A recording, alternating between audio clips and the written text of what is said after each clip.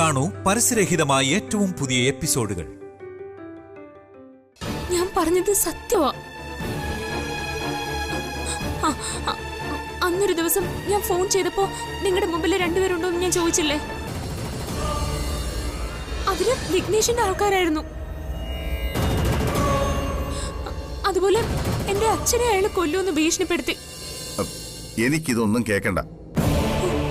മര്യാദക്ക് നിന്നോട് ഇറങ്ങി പോകാനാ പറഞ്ഞത്.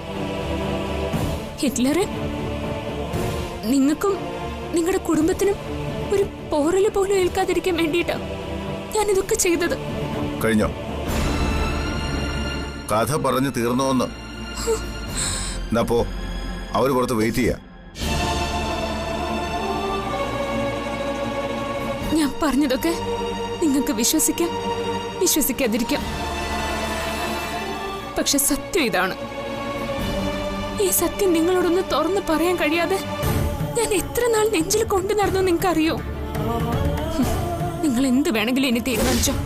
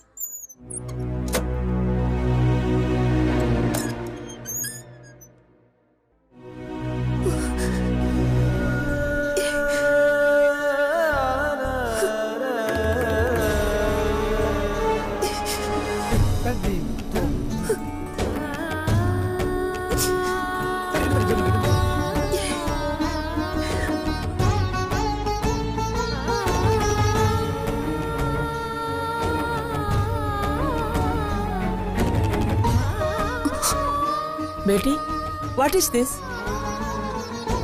ഇത് സുപ്രിയയുടെ കല്യാണ സാരിയല്ലേ? ഇതെന്തിനാ മോൾ എടുത്തത്? സോറി അമ്മേ, എനിക്ക് ഈ സാരി ഒന്ന് കാണണമെന്ന് തോന്നി. ഇതില് സുപ്രിയയുടെ ഒരു മണമുണ്ട്. മോക്ക് ഈ സാരി വേണം? എന്നാ പിന്നെ അത് മോളെടുത്തു. പിന്നെ ഇത് എടുത്ത കാര്യേ മായ സാറിന്റെ അടുത്ത് പറയാൻ നിൽക്കണ്ട കേട്ടോ. നീ പോയി കഴിയുമ്പോ അമ്മ പറഞ്ഞോളാം. ആ പിന്നെ അമ്മയ്ക്ക് മോളോടൊരു മാറ്റം ഡിസ്കസ് ചെയ്യാനുണ്ട്. എന്താ അമ്മേ? ജ്യോതിമോടെ കാര്യ. മോള് കണ്ടല്ലോ, ഇപ്പൊ അവര് തമ്മില് ഇത്തിരി അകൽച്ചയില്ല. പക്ഷെ അവരെ തമ്മില് ഒന്നിപ്പിക്കണം. അതിനാ മോളോട് ഇങ്ങോട്ട് വരാൻ ഈ അമ്മ പറഞ്ഞത്. മോള് വിചാരിച്ച അവരെ ഒന്നിപ്പിക്കാൻ പറ്റും. ഈ അമരാവതിക്ക് വേണ്ടി മാത്രമല്ല, സുപ്രിയയ്ക്ക് വേണ്ടിയിട്ടാ അമ്മ പറയുന്നത്. സുപ്രിയയുടെ ആഗ്രഹമായിരുന്നു അത്. എനിക്കറിയാം. ഡിക്ക് സന്തോഷമായിട്ടിരിക്കാൻ വേണ്ടിയാ സുപ്രിയ ആ വിവാഹം നടക്കാൻ ആഗ്രഹിച്ചത്. നിനക്കൊരു കാര്യം അറിയൂ, കണ്ടാൽ കീരിയും പാമ്പോ ആണെങ്കിലും എന്റെ മോനെ നീ ലോകത്തിൽ ഏറ്റവും കൂടുതൽ ലവ് ചെയ്യുന്നത് ജ്യോതിയെ. അവക്കും അതുപോലെ തന്നെയാ. അതുകൊണ്ട് അവരെ ഒന്നിപ്പിച്ചിട്ടേ മോൾ ഇവിടുന്ന് പോകാവൂ കേട്ടോ. ചെയ്യാം. സുപ്രിയയുടെ ആഗ്രഹത്തിന് വേണ്ടി ഞാനത് ചെയ്യും. പോരെ? മതി, അതും മതി.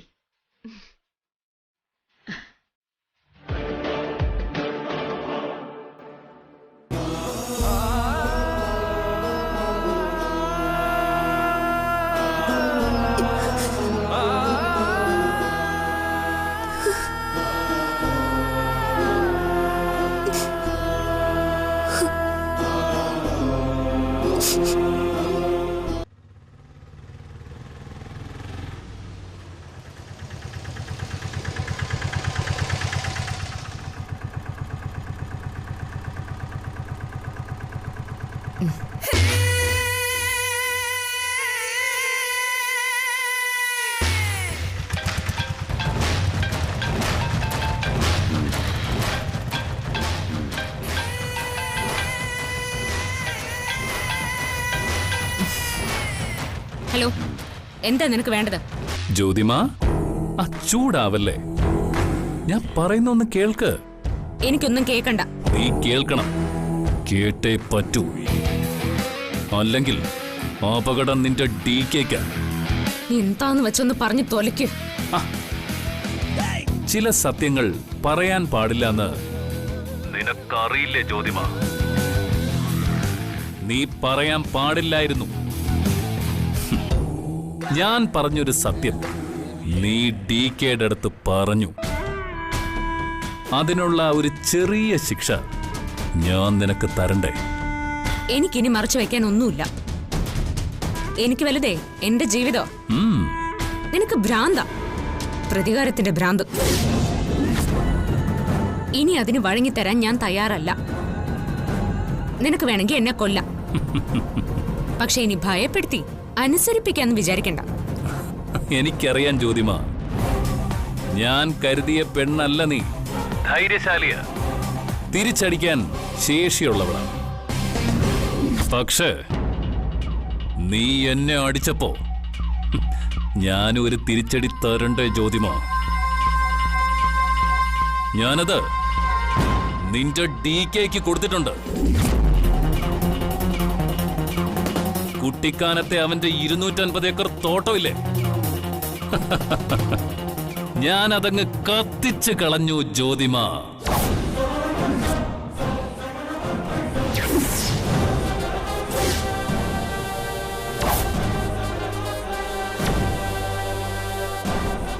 അടുത്തത് അവനാ. ഇതുപോലെ കത്തിക്കും ഞാൻ അവനെ.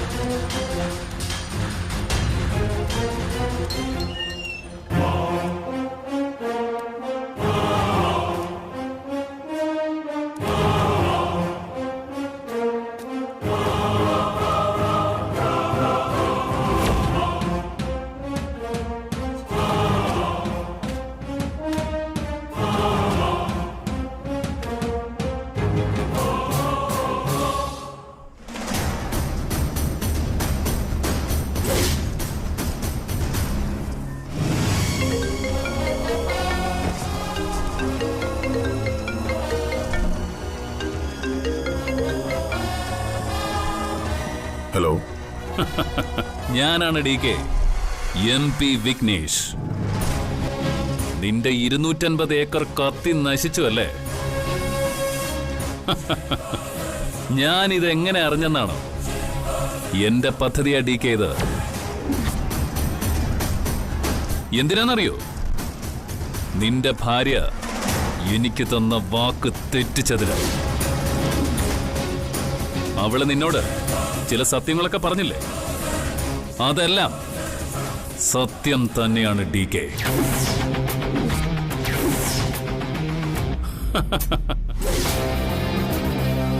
ഞാൻ തന്നെയാ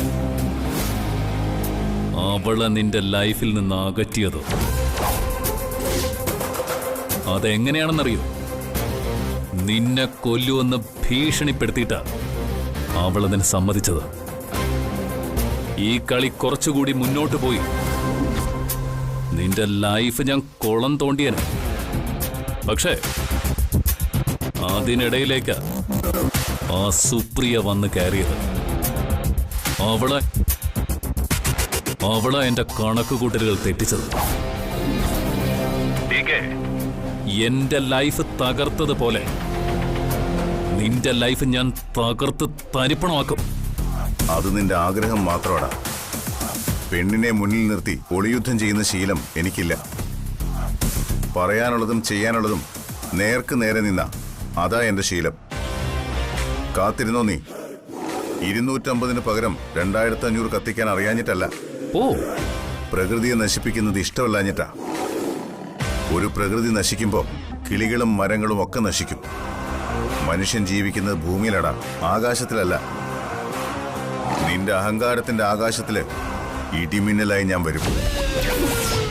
കാത്തിരുന്നോ നീ?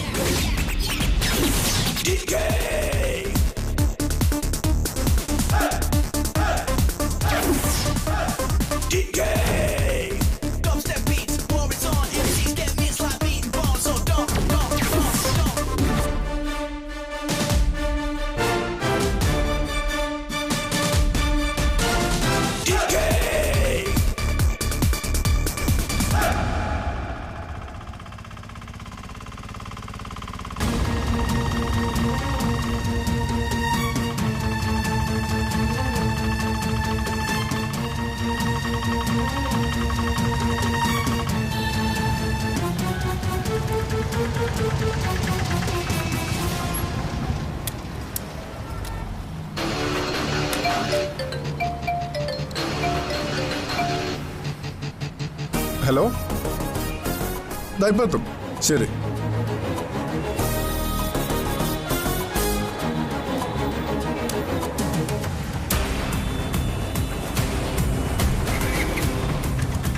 ചേട്ടാ, ദേ ആ വണ്ടിയുടെ പുറകെ പോയി.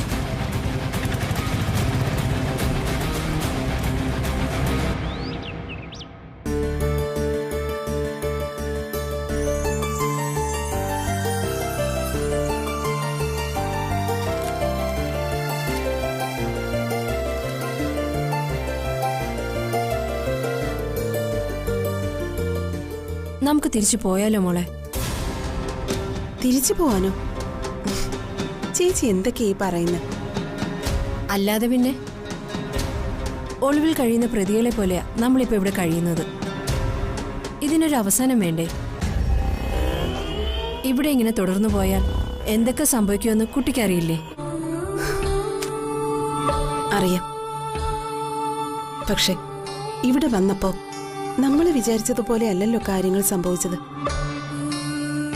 അതുകൊണ്ട് വിഡ്ഢിത്തം പറയാതിരിക്കൂ കുട്ടി. എല്ലാവർക്കും അവരവരുടെ ജീവിതം തന്നെയാണ് പ്രധാനം.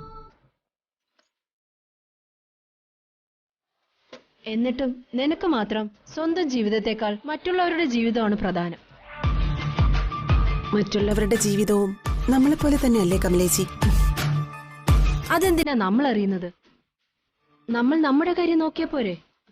അത് പോരെ കമലേച്ചി. ഇതാ ഇപ്പൊ നല്ല കൂത്തായി പോയത്. ഇങ്ങോട്ട് പോരുമ്പോ ഇങ്ങനെയൊന്നും ആയിരുന്നില്ലല്ലോ പറഞ്ഞത്. കണ്ടാലുടനെ DK നിന്നെ തിരിച്ചറിയും, പഴയ സന്തോഷം നിനക്ക് കിട്ടും.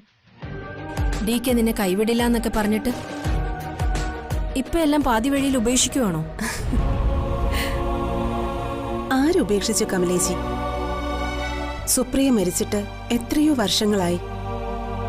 സുപ്രിയയുടെ ആത്മാവിന് മോക്ഷം കിട്ടാൻ ഇവരെന്തൊക്കെ കർമ്മങ്ങൾ ചെയ്തിട്ടുണ്ടാവും. എന്റെ സ്ഥാനത്ത് ജ്യോതിയും വന്നു. ചില കൊച്ചു കൊച്ചു സൗന്ദര്യ പിണക്കങ്ങൾ ഒഴിച്ചാൽ ഈ വീട് ആകെ സന്തോഷത്തില്ല. ആ സന്തോഷം തകർക്കാൻ എന്തായാലും എനിക്ക് പറ്റുന്നില്ല. എന്നാ DK വിട്ട് പോകാനും എനിക്ക് കഴിയുന്നില്ല. DKയുടെ സാന്നിധ്യം ഉള്ളിടത്തെ സുപ്രിയയ്ക്ക് ഇനി ജീവിക്കാൻ സാധിക്കും.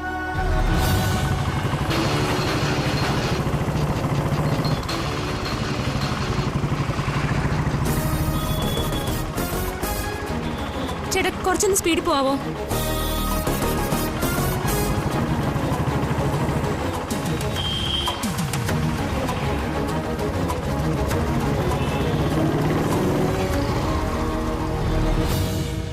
മായച്ചി സീരിയസ് ആയിട്ടാണോ ഈ പറയുന്നേ?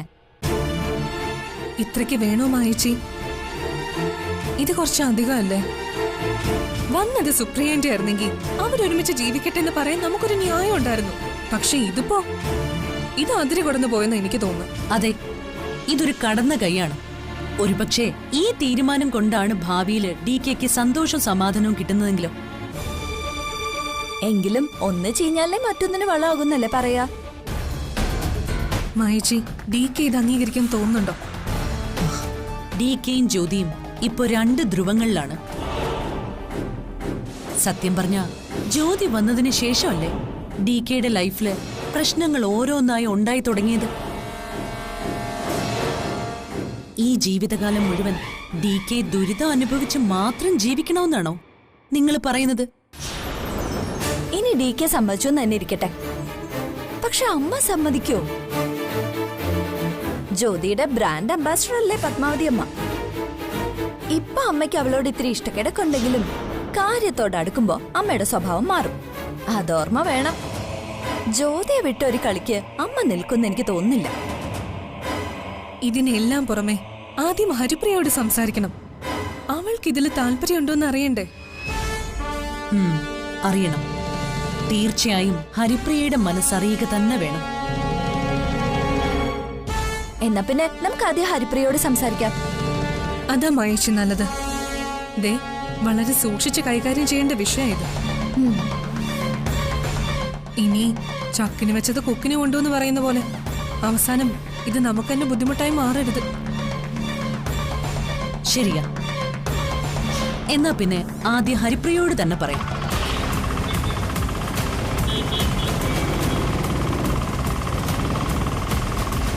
ചേട്ടാ, വണ്ടി വിടല്ലേ, പെട്ടെന്ന്.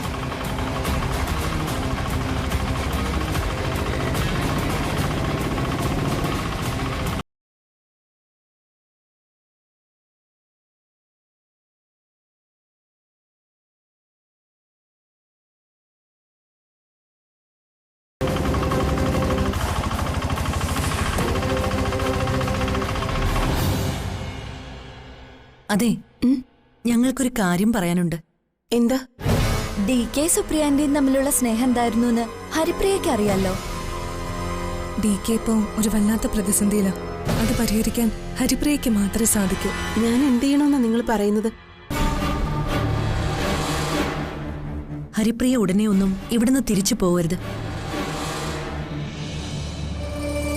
DKയുടെ മനസ്സിൽ ഇപ്പോഴും സുപ്രിയാന്റിയുണ്ട്. ഹരിപ്രിയ വന്നപ്പോ ഞങ്ങൾക്കത് മനസ്സിലായി. ഹരിപ്രിയക്കറിയോ സുപ്രിയാന്റിയുടെ മരണശേഷം DK എങ്ങനെയാ ജീവിച്ചെന്ന്? സമാധാനമായിട്ട് ഒരു ദിവസം പോലും ഉറങ്ങിയിട്ടില്ല, ഉണ്ടിട്ടില്ല, ആരോടും സംസാരിച്ചിട്ടില്ല. എല്ലാവരോടും ദേഷ്യം. സമനില തെറ്റിയതുപോലെയാ DK ജീവിച്ചത്. ദിവസങ്ങളും മാസങ്ങളും കടന്നുപോയിട്ടും DK ആരോടും ഒന്നും സംസാരിച്ചിട്ടില്ല. ചോദിക്കുന്നതിന് മാത്രം മറുപടി പറയും. ഓരോ നിമിഷവും സുപ്രിയാന്റിയുടെ ഓർമ്മകളിലാണ് DK ജീവിച്ചത്. അവിടെ നിന്ന് ഞങ്ങൾ DK മടക്കിക്കൊണ്ടുവന്നത് എത്ര ബുദ്ധിമുട്ടിയിട്ടാണെന്നറിയോ? അങ്ങനെ ഇരിക്കുമ്പോഴാ സുപ്രിയാന്റിയുടെ അവസാനത്തെ കത്ത് DKക്ക് കിട്ടുന്നത്. അതില് കല്യാണം കഴിക്കണമെന്ന് DKയോട് സുപ്രിയാന്റി നിർബന്ധിച്ച് പറഞ്ഞിരുന്നു. ഹരിപ്രിയയ്ക്ക് അറിയാമോ, DKക്ക് ഒരു പെണ്ണിനെ കണ്ടുപിടിക്കാൻ ഞങ്ങൾ എത്ര കഷ്ടപ്പെട്ടു എന്ന്? ഈ ജ്യോതിയെ കണ്ടുപിടിച്ചതുപോലെ ഞങ്ങളൊരു ഇന്റർവ്യൂ നടത്തി. അവിടെ പോലും കള്ളവേഷത്തിലാ ജ്യോതി വന്നത്.